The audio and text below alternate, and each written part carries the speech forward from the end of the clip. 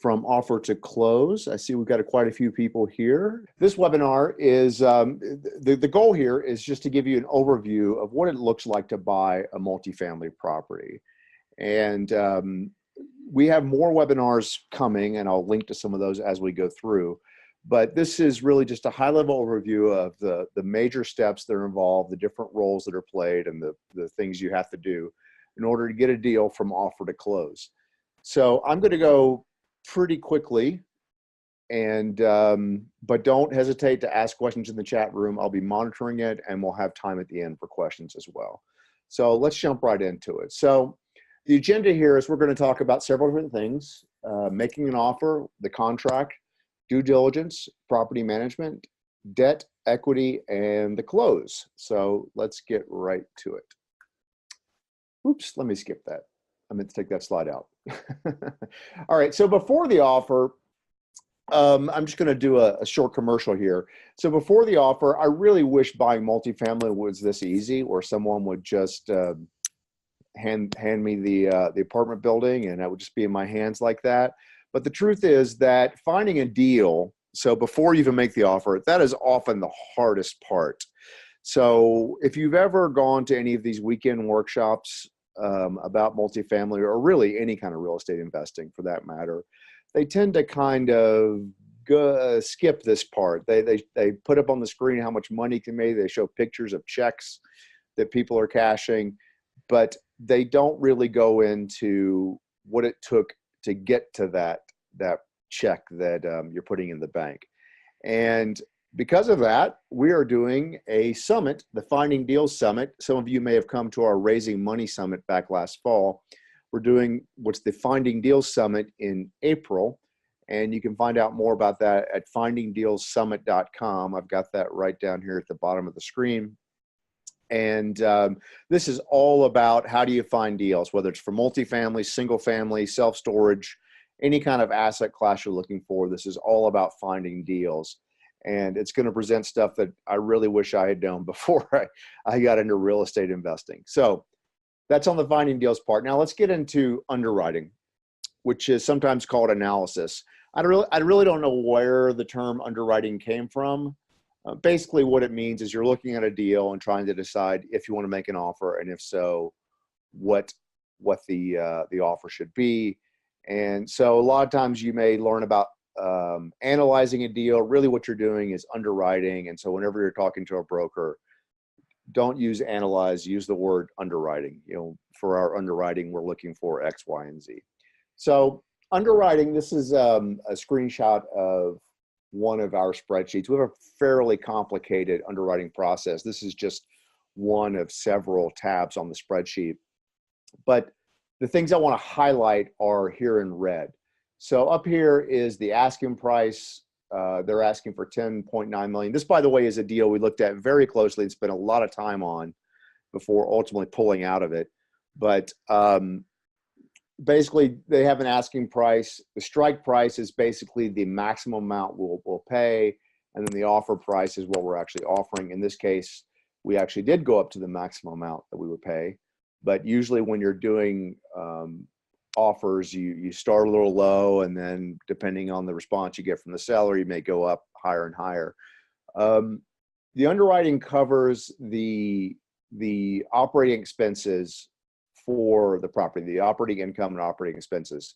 And what we do is we break it out into 3 columns here. So the T12 refers to the trailing 12 months of operations. That's what's provided by the seller.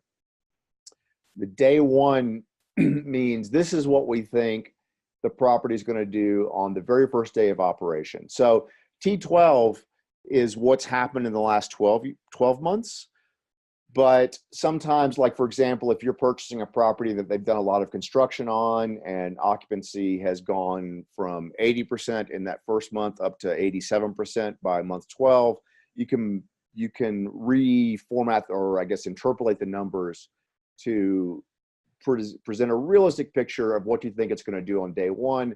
And then pro forma is just another word for projections. What do you think this property is going to do once you've gotten it up to its optimal operating capacity? The things we look at, so we input all the numbers. These are all the gross scheduled rents, what we think vacancy is going to be, what's the economic vacancy. Economic vacancy refers to, for example, you may have a down unit because it's a demonstration unit, that you use to show to potential tenants. You may have staff living at the property and getting a discount, although we don't recommend that, but that is a common thing you'll see with apartment complexes. And then you may have utility reimbursement. In this case, we don't, but sometimes if they don't have individually metered units, you are tracking the actual utilities and billing that back, and you're getting a reimbursement for that.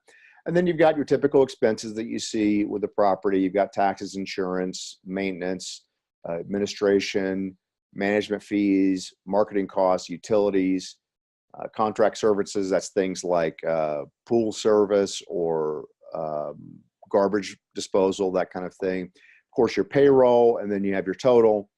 And then you get down to net operating income, or sometimes called NOI. In addition to that, you have capital expenditures.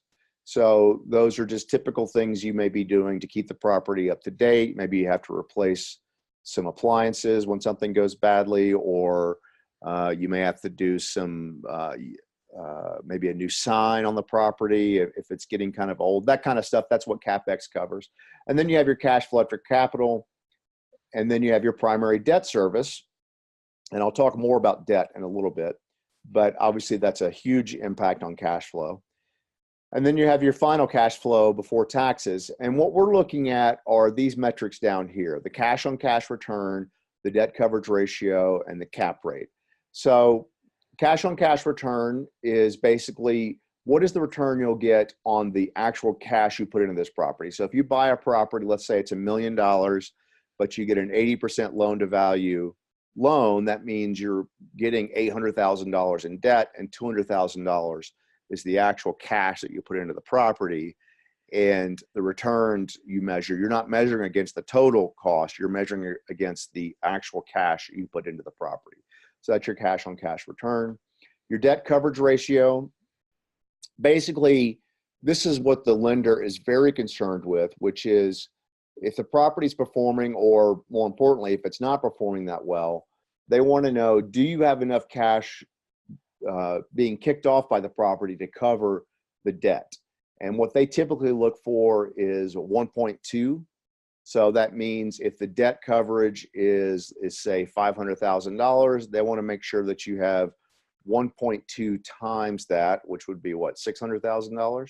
So that's the debt coverage ratio. And then the cap rate, that's just a measure of if you buy the property for cash, what is the profit percentage you're making every year. Cap rates, they go up and down depending on the market. It's a useful metric. It's a typical metric that, well, I should say it's not especially useful. It's useful when talking to brokers, because that's how they tend to view the world, is cap rates. And so, if you're looking for an 8 cap, that's a really good deal. And if you tell a broker you're looking for an 8 cap, they're probably going to laugh at you, depending on the market. But it is a useful number to be aware of when you're talking to brokers. The rest of these numbers are hard numbers. What do we expect to make? What do our investors expect to make? So over here it says your equity percentage. By your, that means the deal promoter, in our case, Blue Spruce Holdings. Equity partners, that's just another word for investors. So that's the amount they expect to make. And typically, when you're doing one of these deals, you break it up so that the investors take the vast majority of the deal. In this case, I've got it over here. It says 65%. So that means 65% of profits go to investors, 35% go to us. And this just gives us a sense of what investors will make. A couple other things to note are the debt service over here. Now, we usually underwrite for a couple different types of debt, and I will explain those more in a future slide. But in this case, we're looking at a bridge loan, and we're just estimating, how much money do we need to put down? What's the mortgage going to be? What's the interest rates going to be? What's going to be the debt service, which this over here will match what we have over here. And then typically when you're buying, of course, there's closing costs. Oftentimes, if you're working through a broker, there's a loan point. You know, you pay 1 point for the loan that goes to the broker. We typically estimate closing costs at around 3%. When we're doing a syndication, we take what's called an acquisition fee. So this is cash we get at closing. And really what we're being compensated for there is all the work we did in getting this deal closed, right? So that includes finding it, making the offer, getting it to contract, doing the due diligence, raising the money, getting it closed, you know, all the stuff that goes into getting this deal closed. And it also, by the way, compensates us for all the deals we don't do, right? So I mentioned at the beginning how finding deals is the hardest part. A lot of what you're doing is looking at deals and either just rejecting them altogether because the seller is living in fantasy land and has a ridiculous idea of what their property is worth, or you are making an offer and getting rejected. I would say that we get rejected 95% of the time. I mean, we'll make 20 offers before we get one that's accepted. And then even with that, oftentimes the deal, you know, we'll get into it, start doing due diligence and realize the seller was hiding something for us, or there was something that we just didn't account for in our offer. And so we end up not proceeding with the deal. So this acquisition fee is covering not just this deal we closed, but all the other deals we didn't close.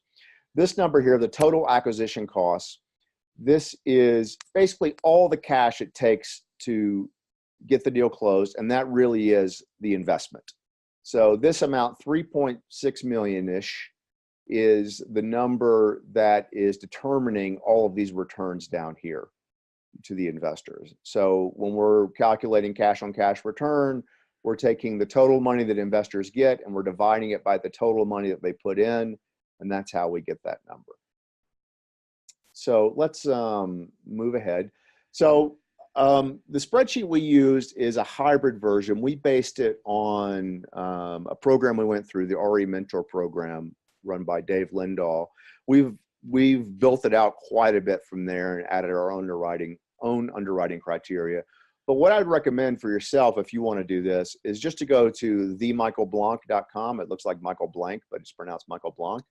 He has a really nice syndicated deal analyzer you can buy. I think it's less than $200. It might even be less than $150. It's an Excel spreadsheet that does just what I did. It walks you through it really nicely. We don't use it, but I've seen a lot of the other people use it, and they all seem to like it. And so if you want to do this yourself, I'd recommend this is a great place to start. You can start analyzing deals right away. So once you've done the underwriting, you feel like, okay, I think this is a deal we can do. It's time to make an offer. And you do that through a letter of intent. So let's talk a little bit about what a letter of intent is and what it looks like. So again, this is a letter of intent that we actually just sent recently.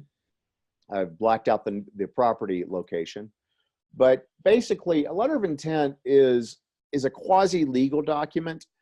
It's not really binding in the sense that, I mean, yes, people do sign it and all of that, but it doesn't really mean anything until you get to a contract.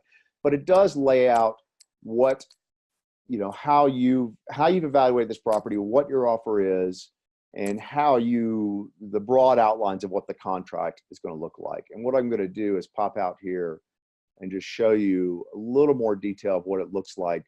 So this one, you can see we talked about things like earnest money deposit. In this particular deal, we thought we might need to do a 30-day extension if it took longer than we hoped to close. The seller had told us that they would want additional earnest money if that's the case, so we put that in here. And then we just explain, excuse me, how much we're going to put down, what's the financing going to be. We put in the time frame. We add some information around condition, you know, if it's defective, what does that mean in terms of the contract? And then we have an early inspection period we ask for, which is going to include them getting us a bunch of different information. We're going to go in and take a look at the property, so on and so forth. This lays out the financing period, what the earnest money deposit is going to be. Title policy, that differs by state, and so it helps to know exactly what is happening in the state you're making this offer on. we have a template we use for our LOIs. We actually had that one reviewed by a local attorney. This was in Oklahoma City. We made this offer, and she was invaluable. I'll mention this later on. It's really important to have a good local attorney because every state has different real estate laws, and she did a really good job of making sure our LOI was consistent with what's usual and customary for that state. So I'm going to pop back here and get back into this slideshow. So that's the letter of intent. Now, typically, the letter of intent will not just be accepted right away. You'll go back and forth. Well, I should say I mentioned that about 95% of deals don't go anywhere. Most of the time, they'll just be rejected. So get used to that idea that you're going to send a letter of intent and they're going to say no. And they're going to either say no and that's it, or they're going to come back with a counter, and that's where you negotiate. So there's all kinds of things that are negotiable in that phase, whether it's the price, whether it's earnest money, timelines. There's a lot of back and forth that happens, but ultimately they will, if they like your offer, they will accept it. They'll sign the letter of intent, and then it's time to go to contract. Now, contract, I was kind of surprised to learn when I got into this that contract typically is written by the seller. I would have assumed it was the buyer who writes it, but it's usually done by the seller. And so the LOI typically spells out a time frame for contract. So in that one I just showed you, I think it was 10 business days between acceptance and signed contract. So they have to get the contract to us before 10 days. We have to sign it within 10 days. If we don't, then the LOI is no longer valid and you start over. So the contract is written by the seller. And again, there's plenty of room for negotiation within that. And that's when it pays to really have a local attorney. Once you get the contract signed, that's when you're really off to the races. And one thing I think is underemphasized in some of the trainings I've seen on multifamily is once you sign the contract, you need money, right? I mean, I mentioned the earnest money deposit. Typically, the earnest money is going to be at least 1% of the purchase price. So on a $10 million deal, you need $100,000 in earnest money to put down. But there's other things you need as well. So I mentioned earnest money. You're going to need money for inspections. That can range from, depending on the size of the property, anywhere from $2,000 to $10,000. So you're going to need money for that. You're going to need money for the transaction attorney, although most of the time the cash for the transaction attorney won't actually be paid out until closing. Now they'll keep track of billable hours and all that, but they understand the way this game works. So that really is a closing cost. You don't necessarily need that from the word go. And then you're going to need money for securities attorney. And typically, depending again on the size of the deal, that can be as little as $5,000, but it could be $15,000, $20,000, $25,000 or more if it's a larger purchase. And then, of course, you need money for travel and incidentals. You're going to go to the property. You're going to spend time meeting with property managers. You may have to bring in additional inspectors to help out. So you're going to need at least a little bit of working capital for that. So it's very important that you have working capital lined up. It doesn't have to be your own money. Again, everything can come from investors if you've built a good investor network. But just be aware that you're going to need money to actually get the deal across the finish line. So let's talk a little bit about the roles that come out. And I'm going to list a few roles here. Now, you can wear multiple hats, right? I've seen husband and wife teams do this all by themselves. So you don't necessarily have to hire different people for all these different roles, but just be aware that these are the roles you're going to be filling. So transaction coordinator in our company, that's Manny Perez, my partner Manny, who their job is basically to make sure, are we meeting the contract? What are the deadlines? Are we doing all the things that need to be done according to those deadlines? Are we staying on top of the contract? Because I hate contracts. I can't stand legalese. So it's really helpful to have someone who keeps their eye on the ball when it comes to making sure we're doing everything according to the contract. You're going to need someone to manage the due diligence. I'll talk more about due diligence in a moment. But that covers a lot of different things, and you need someone who you can just very quickly ask them, hey, what do the inspections say? What do we find out about property taxes? What do we find out about insurance? You need one person who knows the answers to all those questions. You need someone to do investor relations. That's typically my job here at Blue Spruce. So this is the person who's talking to investors, making sure their questions are answered, making sure they're getting the information they need, doing webinars, all of those different things that you need to be able to get people to say yes and write you a check to invest. And then you need an asset manager. Now, we're not going to get too much into asset management with this webinar. We're doing a future webinar about that. But you do need someone whose job is to think about what kind of information am I going to need to manage this asset properly. And a lot of that comes from the property manager. I'll talk more about that in a moment. But it's not just managing the asset from the actual business side, but it's also interfacing with investor relations. So that's keeping investors informed. How is the property doing? Making sure that distribution checks are being cut on time, making sure that tax information is being sent out on time. I spent, was it last week, the week before, sending out a whole bunch of K-1s for IRS purposes. And let me tell you, that is not fun, but it's critical. It's something that has to happen. So let's talk a little bit about due diligence. Now, one thing I started to create a slide for this, and I got sidetracked and didn't finish it, but I wanted to say also that a lot of this stuff, actually most of this is happening in parallel. The LOI and contract phase can happen sort of one after the other, but once you get to contract, you got a lot of different things that are happening. And so I'm presenting these sequentially, but really they're all happening at the same time. That's why it's important to have roles and people identified who are doing different things. So due diligence breaks down into, whoops, I think I made a, there we go, into really a couple things. So one is what I call physical due diligence. I'm not sure that's really the right term of art, but that's what I call it. And that basically is looking at the property physically and making sure it is what the seller says it is, right? So when you get an offering memorandum from a broker, of course, they've put lipstick on the pig. They've made it look like the most beautiful property you've ever seen, incredible lighting and photos and all that. So now you need to get into the nitty gritty and learn what is really going on with that property. I'll show you, this is an inspection report that we did for our Holiday Terrace property in Branson. And you can see it's typical stuff you might expect. You looked at the roof, found a few little dings here and there of things that need to be fixed. We were actually very happy with this report. It was very minor, all the stuff they found. But sometimes they'll find some major things like mold or foundation issues or things like that. So it's critically important that you hire a professional inspector. Don't go try to do it yourself.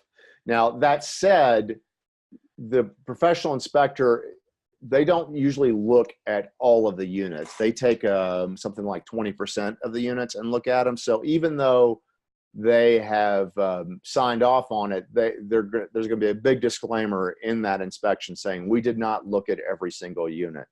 So buyer beware. So that's on you. You have to go look at every single unit. That Branson property, that's 83 units. I went there and I spent about 4 hours one day just knocking on every single door and going in and taking a look around.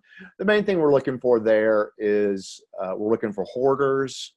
We're looking for people that maybe have a few too many cats that are stinking up the place, that kind of thing.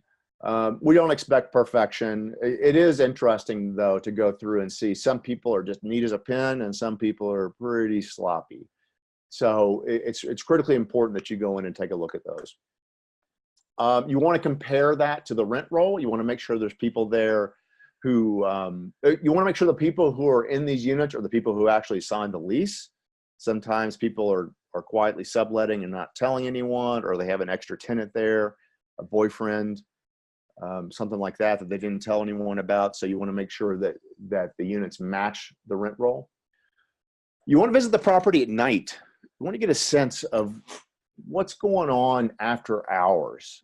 It's not uncommon to find someone who's dealing drugs out of a unit. And you just want to get a sense of you know, is this the kind of place that's attracting the wrong kind of person? And, you know, just do you feel safe there yourself? That'll give you a sense of whether it's the kind of place a tenant's going to want to move into. And when you do that, you want to call the local police department, find out, do they know of any special incidents that have happened in the past year? Do they get called there a lot? Just get a sense of, you know, what is this place really like? Not what the seller is showing you. They're going to show you the lipstick on the pig. You want to know what it's really like to live there. And then it's a good idea to secret shop nearby properties.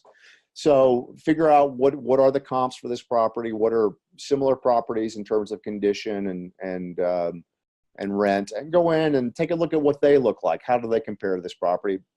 I say secret shop, but you can oftentimes just go in and say, hey, I'm an investor thinking of buying a property around here, and I'm just curious about this property. And most of the time, the property manager will tell you everything there is to know. I mean, they love to talk about their property. So you can go in and be a true secret shopper, or you can just tell them, I'm an investor, I'm thinking of buying a property, and get their input. So that's the physical due diligence. Now, the financial due diligence is at least as important, and it's a very long list. I will show you this list in Word here. This also came from Dave Lindahl's list. It's very long. I won't go into this into a lot of detail. We have a separate webinar about due diligence, but basically you're looking at all the contracts, you're looking at all the leases, you're looking at all the financials they've presented to you. You want to know what the bills are, what are the tax bills. You want to call the local municipality, understand how they calculate taxes and when they calculate taxes. For example, that LOI I showed you a moment ago, that property, we estimated that property taxes were going to go up by about 60% next year. And that's something we didn't know initially when we first started talking to them. But based on the way they assess property taxes, it's pretty much a straight line based on purchase price.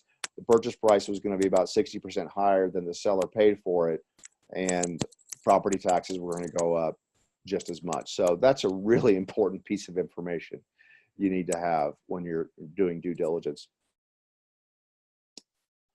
Let's take a special side note about the property manager. This is the person who's going to be running the property on a day-to-day. So ideally, you've actually identified a property manager before you even got into a contract. Ideally, it's someone you've worked with before who has you have high confidence in. But there's plenty of property managers. You want someone who has a lot of experience. You want someone who has worked on this particular kind of property. So there's some of the questions. Do they manage B and C class properties? We at Blue Spruce, we buy B and C class properties in B and C class neighborhoods. Someone who exclusively manages Class A properties is not for us. It's a very different clientele. It's typically, you know, highly educated, upper income, whereas B and C, this is working class, lower income, very different kind of facility, very different kind of tenant. So you want to know, do they manage these kind of properties? You want to know what is their make-ready process like? So when a tenant moves out, what do they do to turn that unit, and how quickly can they do it? So do they have a make-ready punch list? You know, we replace all the light bulbs, we clean everything, we have this kind of paint we use, that kind of stuff. That's useful to know. And really what you're looking at is to see how organized are they, how are on top of their game when it comes to this kind of thing. And by the way, we're going to be doing another webinar about asset management. Do they have bilingual staff?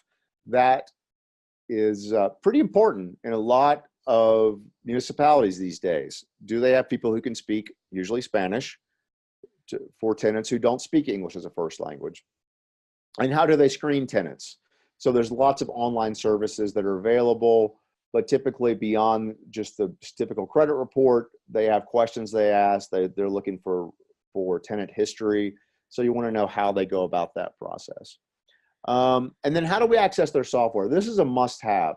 So sometimes with a smaller property, if you use something like Buildium, we use Buildium for one of our properties, you can get them to use your software. Vast majority of the time, they have their own system. Either they built it themselves or they are using a licensed product. You need to have access to it. You need to know, how can I log in and see what is going on What rents have been collected? What open work orders are there? Are there any other issues I need to know about? So you want to make sure that you can access that. And then how often do they inspect units? Do they do it once a month, once a quarter? Do they have snap inspections? What is their policy around inspecting units to make sure that they don't have hoarders who are degrading the value of the property? And then a good idea is to look at the properties they have on their website and go visit those properties. So don't tell them. Of course, you can ask for references and they'll give you references, but just go look at a property they're already managing and get a sense of, do they seem to be doing a good job? Does it pass the smell test, this property? And then, as I mentioned, references, talk to at least 3 references and find out as much as you can about this property manager. And then walk the property with the property manager. So if you're buying a property and you're going to bring in a new property manager, you want them to go with you and get them to tell you exactly what would they change, what kind of repairs would they make, how would they go about marketing this property, what are the pitfalls of this property, maybe the neighborhood isn't so good, or maybe just needs a big sign out front so people know that it's leasing.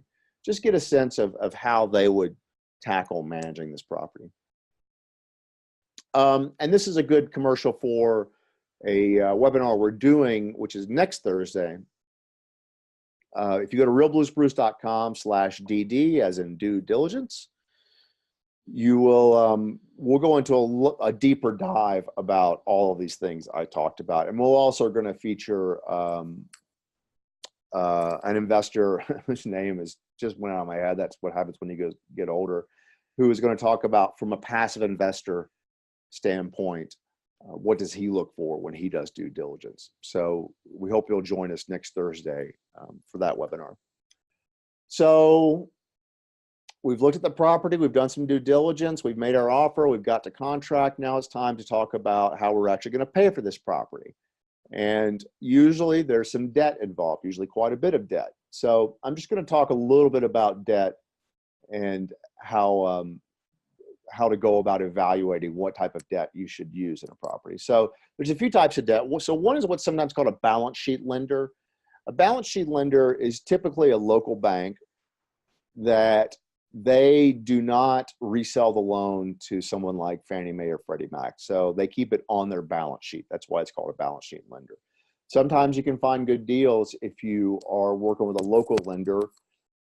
They know the community well.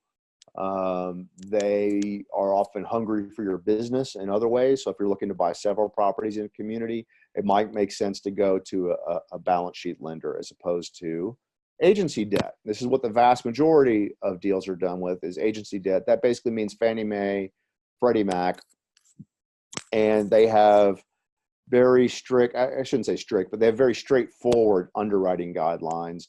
And so if your underwriting matches up with Fannie Mae, Freddie Mac, you're good to go. If it doesn't match up, then there's no way in hell you're going to get it through there. So it's good to know what those different agencies require when it comes to debt. You can also do a bridge loan. So a bridge loan is typically higher interest and short-term being anywhere from 1 year to 3 years. And this is good if you're buying a property that's not performing very well. So typically with Fannie and Freddie, they want at least, I believe it's 85% occupancy. But if you're buying a property that has not been well managed and it's down below 85%, but you think with some changes, whether it's construction, bridge loan is good for that, or just better management, you think you can get it from the current 78% up to 88% in a year, a bridge loan is a good way to go because it's fast. They're typically a little looser in terms of their underwriting guidelines, and they know the whole game is to improve the property and get it to where it does match either agency debt or a HUD loan. So a HUD loan takes quite a while to get. It takes typically up to 9 months from the moment you apply to the moment it closes. So it's not good when you're making an offer on a property because the seller usually wants to get out of the property within 60 days. The good thing about a HUD loan, though, is that the rates are very low relative to other debt, and they base their underwriting purely on the performance of the property. So I'll talk a little bit more about the need for a sponsor in some situations. But what's good about HUD is they are evaluating the property strictly as a business. How much money is this property making? Is it covering the debt? And so they don't really care as much about credit ratings and how much liquidity you have on your personal balance sheet. So things to look for when it comes to debt. So one question you can ask right away, is the current loan assumable? That often happens with a balance sheet type loan. So you might be able just to come in, take out the existing, or not take it out, but take on the existing debt.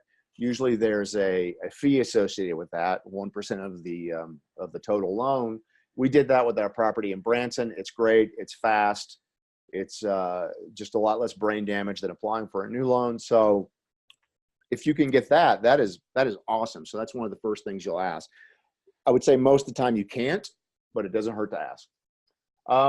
What are the sponsor requirements? So I kind of touched on this a moment ago. With the agency debt, and also often with bridge loans, they're looking for basically a high net worth individual or a group of high net worth individuals who, even though this is what they call non-recourse debt, meaning in theory they can't come after you personally if the loan isn't performing. In fact, they write the rules so that they will still try to come after you personally. Now, there's a lot of protections in there built in, but what they're basically looking for is someone or a group of someones who have a high enough net worth and liquidity to cover the entire loan amount plus 9 months of debt service. So that's one of the questions you want to ask when you're looking at debt is what, if any, sponsor requirements are there.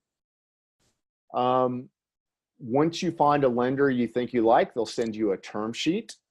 And the term sheet has a bunch of different terms on it, as you might expect. And these terms are all negotiable, some more so than other. Loan to value is a tough one. With a balance sheet lender, sometimes you have a little more flexibility there. But even there, they're typically looking for 75% loan to value, maybe 80% if you've developed a good relationship and demonstrated some previous expertise. Is there an interest only period? That's great, because if they do give you interest only, it gives you time to stabilize the property. Your debt service isn't as high. That also means higher returns to investors in that first year or two where it's interest only. And then what is the amortization period? Ideally, the amortization period is 30 years. Most people don't do that. They'll do 25 or even 20 in some cases, but the amortization period can dramatically affect the debt service, how much debt you have, or rather not, how much your servicing is going to cost you every year based on the amortization period. And then is there a prepayment penalty? Usually there is. And they have different ways of calculating that. Sometimes one method is what they call yield maintenance. So if it's a 10-year loan and you decide after 5 years to pay off the loan because you're selling the property, they're going to require you to pay all the interest that it would have earned over 10 years anyway.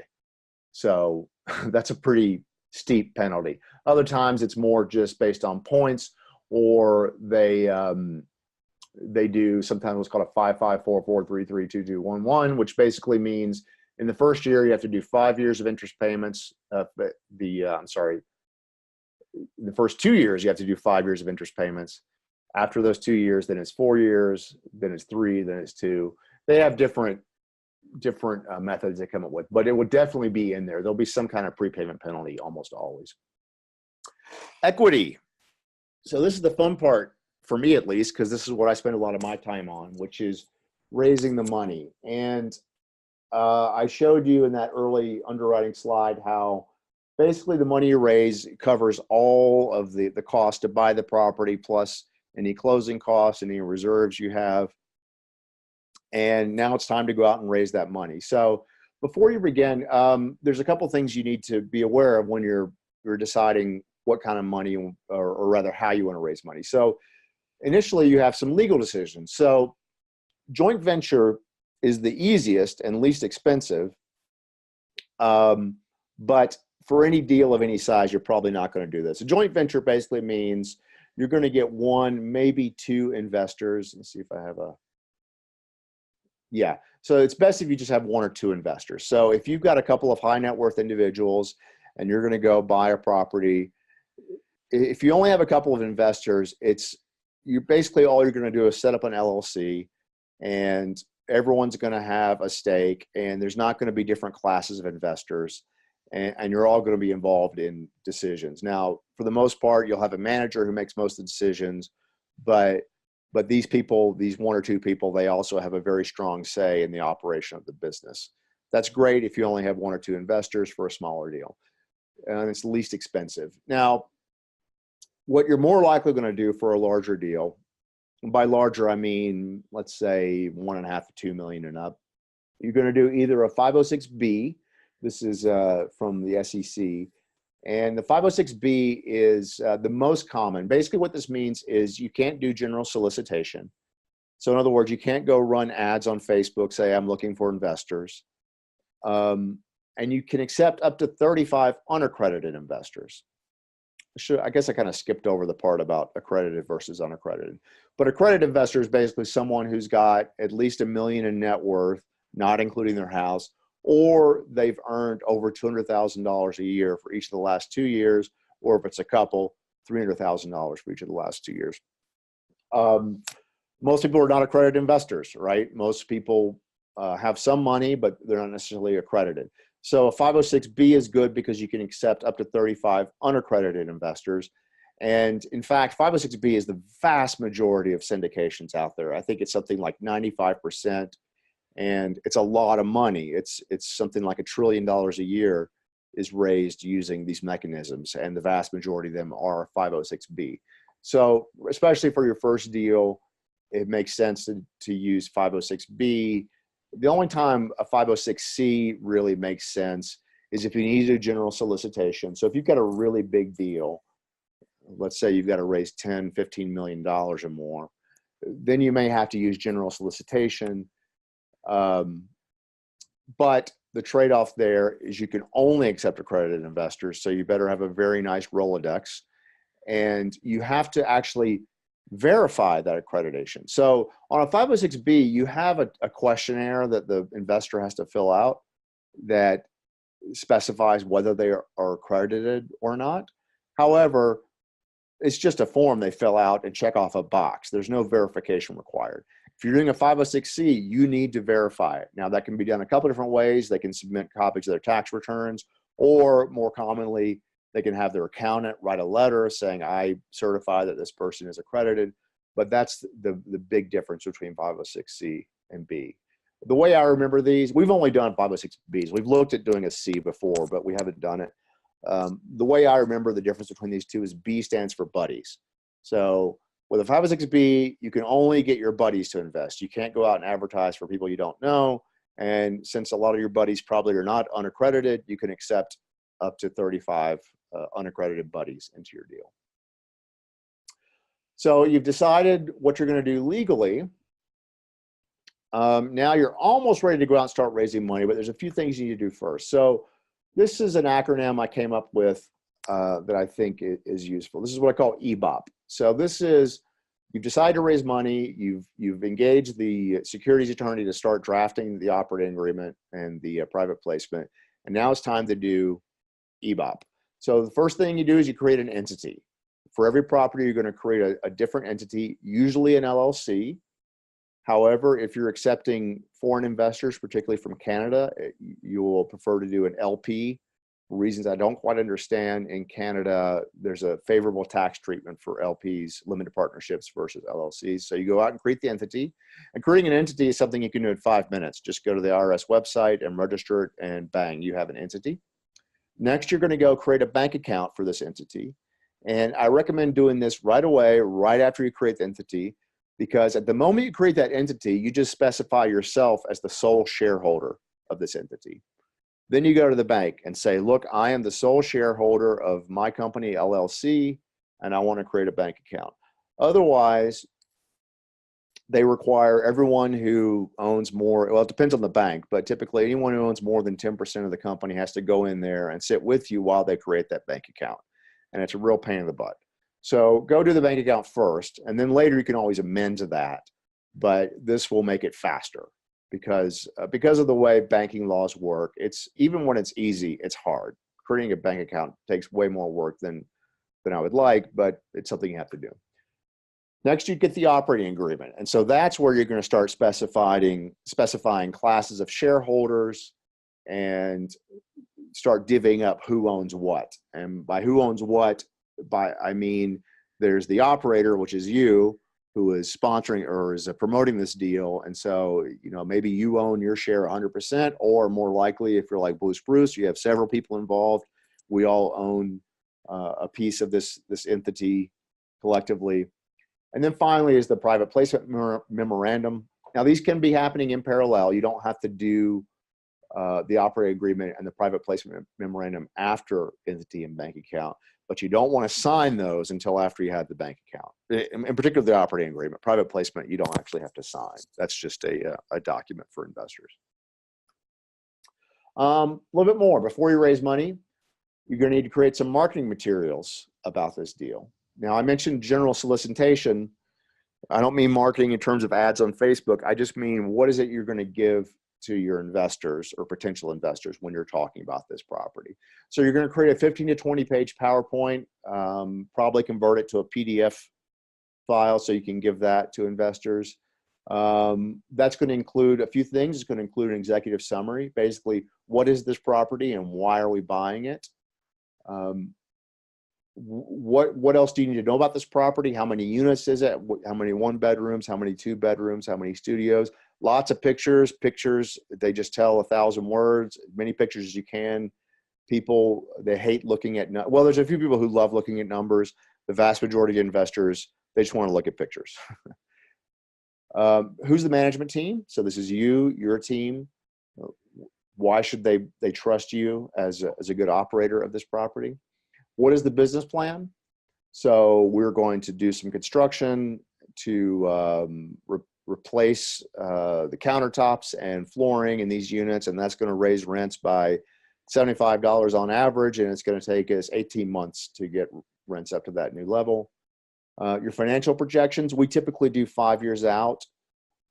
You can do longer, but I think it's kind of immaterial. We don't know what's going to happen in 5 years, but you can at least give some people a sense of what to expect. With the caveat, you always say we're not guaranteeing anything. This is just what we think will probably happen. And then you want to create, after you've done this, create a 1-page version of this. I call it a deal brief, because this document, when you send it out, most people aren't going to have time to look at it, or they're going to get it in email. And then right after they open it, they're going to get 20 more emails, and they'll think, oh, I'll go look at this later. And they don't. So you want a 1-pager that just cuts to the chase and says, here's how much money we're looking for. Here's how much the minimum investment is. Here's the returns you're going to get. Here's a paragraph about the property. Here's a paragraph about the management team. Here's a paragraph about the business plan, and communicate as much as you can in that 1 page. And then finally, you're going to need the private placement memorandum. So by the time you're out there really showing this, you want to be able to very quickly, when someone says, yes, I'm interested in investing, send them over the private placement memorandum, which includes a subscription agreement. So let's look at the process. What you want to do is take the deal brief and share it with people you already know. And I put an asterisk, unless it's a 506C. But this is basically people you know or have some kind of relationship with that you can share this deal with, and let them learn more about it. And then if they're interested, you send them the deal package. And of course, you want to track activities in a spreadsheet. At first, when you're doing this, you send it out and you think you'll remember things. But after a while, once you've sent out 20 of these things and you've gotten a few questions back and you're talking with other people in the office, and maybe they've also emailed the same thing to the same person, it gets really ugly quickly. So you want to have a sense of what exactly is happening with your process. You know, how many people have seen the deal? What is the likelihood of their investing? Because most people are not going to invest. Just be aware of that. Most people are not going to invest. And so you need to overcommit to getting as many people to see this as possible and stay on top of it. And then here I mentioned using Zoom, which is what I'm using right now, or GoToWebinar. To do a webinar, present this deal to as many people as you can at once. We typically do at least 2, often 3 webinars for a deal. So it's a great way to show a lot of people all at the same time and answer questions for everyone all at the same time. Plus, you can record it and share that recording with people. And then work the phones. Email is not good enough. I mean, I'm an internet guy. I love email. I love to do everything through the web. But the truth is, at the end of the day, you're asking someone to give you $50,000, $100,000 or more and trust you. And email just is not good enough. You need to talk to them on the phone, if possible, meet them in person, really get to know the people and understand what their motivations are, what they're concerned about, and stay on top of it, because you will have to honestly hound people to get them to go ahead and get across the finish line with you. What I'm going to do is show you a little demo. A spreadsheet is fine when you're first starting out, but I figured I would show you how we do it, just in case you'd like to consider doing this with yourself. So this is Active Campaign, which is a great little CRM tool. I looked at a bunch of CRM products before we chose it, and I myself, in my former career as a software developer, I built CRM products. So I've seen a lot of CRM over the years. Active Campaign is not perfect, but it's a really good value for the money, and so that's what we use. Now, what I'm going to show you here is what's called a deal pipeline, and this is an Active Campaign tool. These little columns here, you can create, you can put people in a deal and then move them through the pipeline. So these headings here says to contact, in contact, send PPM, awaiting funds, fund, receive. And what I do is when I want to add someone, like I'm going to add myself right now, I can just type in my name. That's the title. And I'm going to enter my email address here. And since I'm already in the database, it's going to pre-fill all this information. I'm going to say a value of $50,000. And there's some ways that you can automate this, but essentially the process is you get them in, they're in the contact phase. Let's say you give Chad a call. He likes it. He wants to hear more information. So now you're in the in contact stage. You can drag it over here. And then he says, yes, please send me the private placement. So you can drag it over here. And what's cool is each one of these pipelines, it totals up the total value here, right? So if you can see this number here, there's $100,000 worth of business here. There's $50,000 right here, $100,000 here. And then, once someone said, yes, I'm interested, I'm going to wire the money. So you may drag it over into awaiting funds. And then once you receive the funds, you get over here. So then you have a running tally of how much money you've received so far. So this is really useful for giving you a really good overview. Now, as I mentioned, most people are not going to invest. Let me reiterate that. Most people are not going to invest. So you want to get those out of the way. So what I do is you can drag it here and mark it as lost. So they will just disappear and you won't spend any more time with them. So this is just something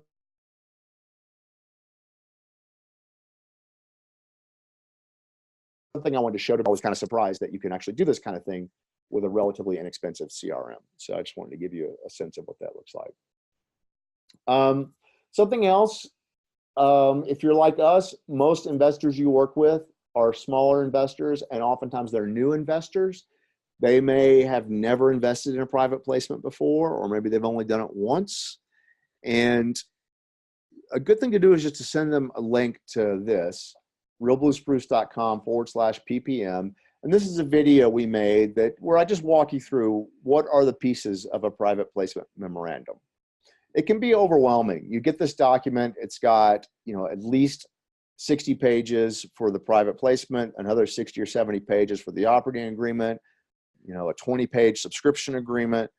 And people get that and they don't really know what it means, but they don't want to look stupid. They don't want to say, I don't know what this is. So you really need to educate them. And whether you send them our video or create your own video, it's really important that you assume nothing, assume zero knowledge of the money raising process and educate your investors on how to do this. So this is a good little video you can send out to people. Closing. So closing really is well, there's two things. So the first step for closing is to celebrate, right? It's hard getting a deal across the finish line. As I mentioned, most of your offers go nowhere, and then even when you get to accept an LOI or contract, even a lot of those are going to bail. So make sure you celebrate, because it's a lot of work, and you've done a lot of good things to make that happen. But let's talk about what actually happened. So closing itself is kind of anticlimactic. I mean, ideally, the money's already there. You've signed all the documents. You don't usually actually go to the title company to close. We do all of our stuff remotely. So we've signed a bunch of documents and FedEx them to the title company. A bunch of documents get signed there, and then they give you a call or they send you an email and say, okay, the deal's done, it's closed, right? So what you want to do, though, as I mentioned, celebrating, and one of the ways to celebrate is to announce it to your investors. Let them know, hey, this money you just gave us, we just bought this property. Hallelujah, we all own a property. So make sure you announce it. And then make sure you announce it to those who didn't invest. As I mentioned, most people are not going to invest. They have many reasons for not investing. One is maybe the funds are tight right now. I mean, one lesson we learned last year is right after tax time is not a good time to be raising money. So we were trying to close our Branson deal in the first part of May, which was less than a month after April 15th. And so a lot of people had gotten hit with a tax bill they weren't expecting. And so, that's one reason someone may invest. Sometimes it's, well, I thought I was going to sell a house, but it hasn't closed yet, so I don't have the capital. Sometimes it's just unspoken reasons. And that unspoken reason is they just don't trust you yet, right? Either you haven't impressed them enough that you really know what you're doing, or they just want to wait. I mean, it's a very fair expectation to say, I just want to wait and see how you guys do. I want to wait till I know you for at least a year before I invest. Those are all valid reasons. But you want to announce to them, even though they didn't invest, you want to let them know, hey, we closed this deal. And get that FOMO going, fear of missing out, that they missed out on this deal that you closed, and that next time around they may want to jump in a little faster. You're going to meet with the property manager and staff. We'll go into that in more detail in a future webinar. But there's a lot that has to happen to get things off on the right foot.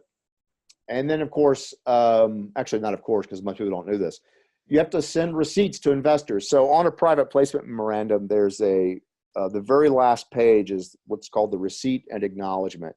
And all it is basically documents to the investor, yes, we received your money. This is how much we received. This is how many units we got. Here's the date we received it. Here's what it entitles to.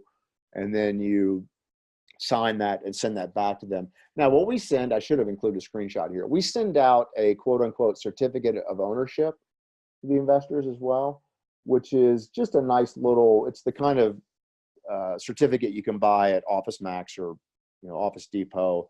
Just a simple little certificate looking thing. And then we print, this is to certify that investor XYZ is a 5% owner of this property. And then we all sign it. And it's not a legally binding instrument, but it's a token. It's a token of appreciation. It's something that they can, if they want, frame and hang it on the wall. It just feels good to get something like that. So we send that along with the receipts. Now, as I mentioned, meeting with the property manager and staff, we're doing an asset management webinar in 2 weeks from today on Thursday, March 21st. So if you go to realbluespruce.com/AM, that's where we're going to get into the nitty gritty of, well, what do you say when you meet with that property manager and that staff? What are the procedures you're putting in place? And what's going to happen now that you're actually operating this property? What kind of things do you need to be doing in order to do a good job as an asset manager? And I believe that is it. So I appreciate you all coming out. We're going to be diving into some more of these topics, particularly due diligence and asset management. And then at the end of the month, we're going to be doing one about partnering. A lot of this stuff, especially once we get into due diligence, you're going to see there's a lot of work. There's a lot of work involved. And so it really helps to have partners, whether it's partners in your business, like I have with Mandy and Adam, or just equity partners, people that you're working together with. They have their company, you have your company, but you're both going in together to buy a property. It's a really useful thing to do. And we're going to talk in detail about how you go about finding those partners and how you compensate them. I appreciate you all for coming, and I will see you in the next few weeks. Everyone have a great night. Take care. Bye-bye.